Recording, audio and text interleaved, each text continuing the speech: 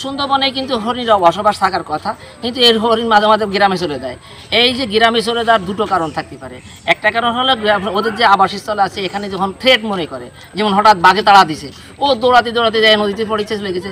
সম্ভবত এই আজকে যে হরিণ দুটো উদ্ধার করলাম, এই হরিণ দুটো এই আমাদের এই মানে বড় এই নদীটা 2.25 কিলোমিটার চওড়া, এরপরে সে পাড়ি দিয়ে কিন্তু গ্রামে চলে গেছিলো। আমাদের করমজল, বৈদ্যমারি এবং স্থানীয় লোকজনের সহায়তায় আমরা ওই সুন্দরতলা এলাকা থেকে উদ্ধার করে নিয়ে আসলাম। এবং আপনারা দেখছেন মনে হয় এই হরিণটা কত সুন্দরভাবে চলে গেল, অসুস্থ আছে। আর এছাড়া অন্যান্য সময় আরও একটা কারণেও যায়, এখানে কিন্তু কাটাস মাছি এবং দাস মাছি আছে। এরা যখন আক্রমণ করে তখন অত্যাচার ওরা অনেক সময় চলে যায়। তবে এই মুহূর্তের জন্য তেমন কিছু নাই।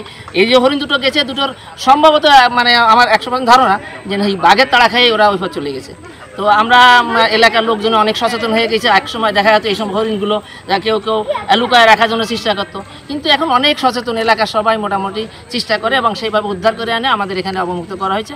আমরা চেষ্টা করি যে বন্যপ্রাণী যার যার অবস্থানে এবং যার যার এলাকায় সেই অবস্থান করে থাকুক। আমরা আপনাদের সবাই সহযোগিতা চাই এবং বন্যপ্রাণী থাকলেই ভবিষ্যৎ প্রজন্মে কিছু টিকে থাকতে পারবে। না হলে একসময় দেখা যাবে করোনার মতো ভাইরাস বা অন্যান্য বড় কিছু রোগবালাই পৃথিবীতে আসবে, যা দিয়ে মানুষ ঠেকাতে পারবে না। সুতরাং আমরা বন্যপ্রাণীকে সংরক্ষণ করি, এ ব্যাপারে সবাই সহায়তা চাই।